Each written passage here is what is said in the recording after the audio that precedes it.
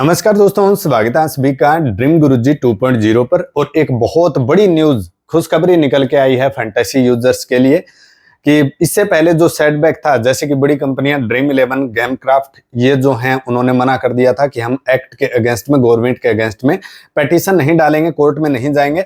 वहीं आज सुबह अर्ली इन द मॉर्निंग जुप्पी का पहले ये आ रहा था कि जुप्पी कोर्ट जा रही है, लेकिन जुप्पी ने भी ये बोल दिया है अर्ली इन द मॉर्निंग आज ही के दिन कि हम भी कोर्ट में नहीं जाएंगे। लेकिन वहीं दूसरी चीज जो खुशियां लेकर आया है वो है कि A23 रम्मी है, उन्होंने पेटिशन डाल दी है कर्नाटका हाई कोर्ट में और उसका जल्द ही फैसला आने वाला है। 30 अगस्त के दिन सुनवाई भी होगी उस पर। तो क्या कुछ उसमें सुनवाई होगी, क्या कुछ रिजल्ट्स आते हैं, वो भी मैं आपके साथ शेयर करूंगा। और दूसरे जो पॉजिटिव इंटेंट आ रहा है वो है दोस्तों कि तमिलनाडु और कर्नाटका गवर्नमेंट है वो भी एक्ट के अगेंस्ट में कोर्ट में जाने वाली है। उन्होंने सीधा सीधा ये बोला है कि ये जो राज्य सरकारें जिस नियम को नियंत्रित कर सकती हैं वो नियम अभी केंद्र सरकार ने क्यों किए हैं, उनसे कुछ भी पूछा नहीं गया था, तो इसके अगेंस्ट में ये भी कोर्ट में जाने वाली है। जल्दी जाएंगे तो मैं आपको बता दूंगा। टेलीग्राम से जुड़ जाइएगा, वहां पर छोटी मोटी न्यूज मैं आपके साथ शेयर करता रहता हूँ। नीचे वीडियो के डिस्क्रिप्शन में लिंक है, तो वहां से जाके आप टेलीग्राम से जुड़ जाइएगा। बाकी इन्होंने क्या कुछ बोला है और इनके पास क्या अधिकार है वो मैं आगे चल के आपको थोड़ा सा बता देता हूँ भाई।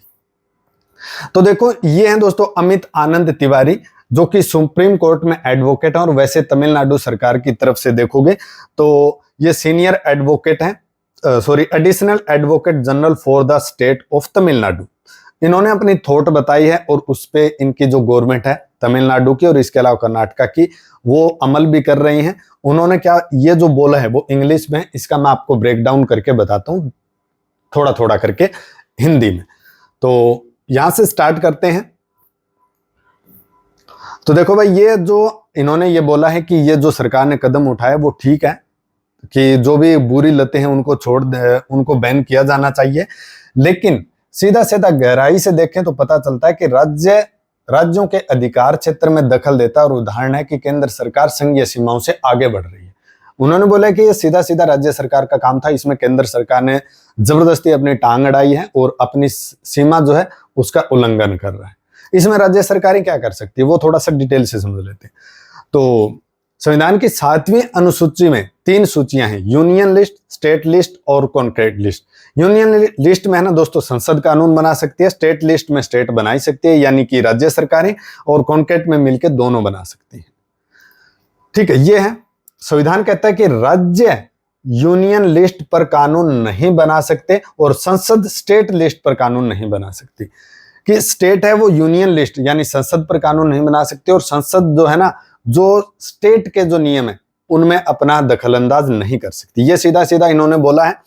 दूसरा मुख्य विवाद क्या है कि अभी जो एक्ट लगा है, रियल मनी ऑनलाइन गेम पे जो एक्ट लगा है, जो बैन लगा है, वो क्या है, वो राज्य सरकार के गतिविधियों के अंतर्गत आता है, जिसमें ये विषय स्टेट लिस्ट के एंट्रीज 33 और 34 यानी एंट्रीज 33 और 34 में ये आते हैं, जहां पे राज्य सरकारें इनके अगेंस्ट में कानून बना सकती हैं। वो अगर चाहती हैं कि हमारे स्टेट में ये जो गेम्स है वो चलते रहें तो कोई रोक नहीं सकता। वो चाहती हैं हमारे से ये बैन किया जाए, हमारे स्टेट से, तो बैन हो सकता है, लेकिन उसके लिए अगर कोई सुप्रीम कोर्ट जाता है तो फिर राज्य की भी नहीं मानी जाएगी। ठीक है।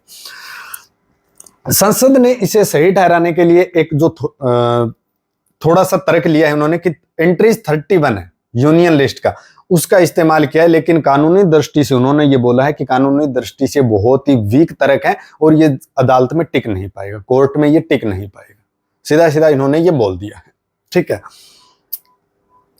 और इसके अलावा ये भी है कि अदालतों का रुख क्या है। मद्रास हाईकोर्ट ने जंगली गेम्स 2022 में जो हुआ था, और इसके अलावा ऑल इंडिया गेमिंग फेडरेशन 2023 मामलों में स्पष्ट कहा था कि ऑनलाइन गेमिंग को नियंत्रित करने का अधिकार केवल और केवल राज्य सरकार के पास है, ना कि संसद के पास है।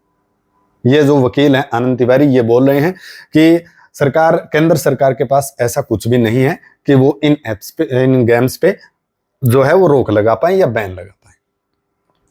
खतरा क्या है?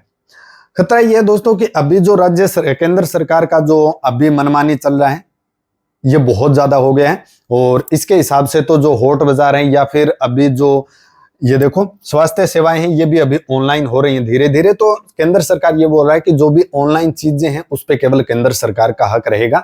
तो ऐसे रहेगा तो सारी चीजें धीरे धीरे तो ऑनलाइन आती जाएंगी। धीरे धीरे करके, तो उसके हिसाब से तो फिर राज्य सरकार के हाथ में तो कुछ रहेगा ही नहीं। तो ये इन्होंने बिल्कुल ही गलत तर्क बताया है भाई। आगे का रास्ता क्या है? आगे का रास्ता ये है दोस्तों कि धीरे धीरे इसमें केंद्र सरकार दखल नहीं कर सकती, लेकिन इतना बोल सकती है राज्य सरकारों को कि मान लीजिए कि जुआ सट्टा जो भी अदर चीजें भी जो बैन हुई, साथ में बैटिंग मान सकते हो, हालांकि फैंटेसी स्पोर्ट्स तो अलग चीज है, लेकिन केंद्र सरकार ये बोल सकती है राज्य सरकारों को इन पे कड़ी से कड़ी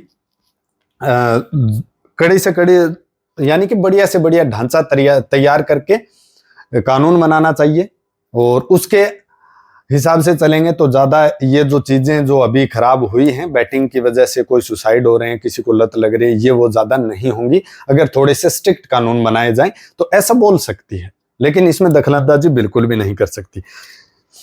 ये देख सकते हो, फिर संसद अनुच्छेद 252 के तहत राज्यों की सहमति से कानून बना सकती है, अपने हिसाब से नहीं बना सकती। लेकिन यहां पर तो राज्य सरकारों से पूछा भी नहीं गया, ये जो एक्ट बनाया है सीधा ही बना दिया था। ठीक है,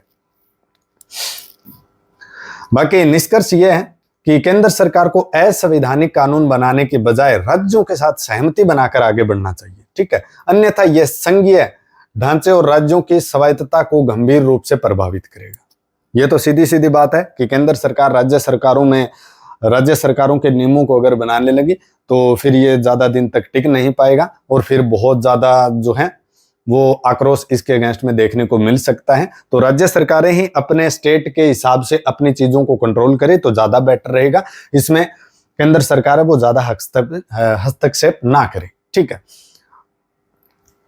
इसके अलावा यह है दोस्तों, सार ये निकलता है कि यह कानून ऑनलाइन गेमों को जुए को रोकने के लिए है, परंतु यह संविधान की संघीय सीमाओं का उल्लंघन करता है, क्योंकि यह विषय राज्य के अधिकार क्षेत्र का है। तो यही मैं बताने की कोशिश कर रहा था दोस्तों। जो अपना अभी मैंने बताया था ये जो है, इसका मैंने पूरा हिंदी में करके आपको बताया है, हो कि आपको जरूर समझ में आया होगा। अगर तमिलनाडु और कर्नाटका गवर्नमेंट इस एक्ट के अगेंस्ट में कोर्ट में जाती है तो इस चीज का डेफिनेटली इनको बेनिफिट मिलेगा, और फिर जो है केंद्र सरकार एक एक करके सभी राज्यों में जाके इस बिल को पास करवाती है, तो उसके हिसाब से देखा जाएगा कि 50% से ज्यादा इनके पक्ष में कोई आता है, इस रियल मनी गेमिंग एक्ट के पक्ष में जाता है, तब ये कानून लागू हो सकता है। बाकी अगर 49% भी अगर राज्य सरकारें इनको साइन करने के लिए मना कर दें तो ये जो है वो एक्ट जो है वो नहीं लगेगा।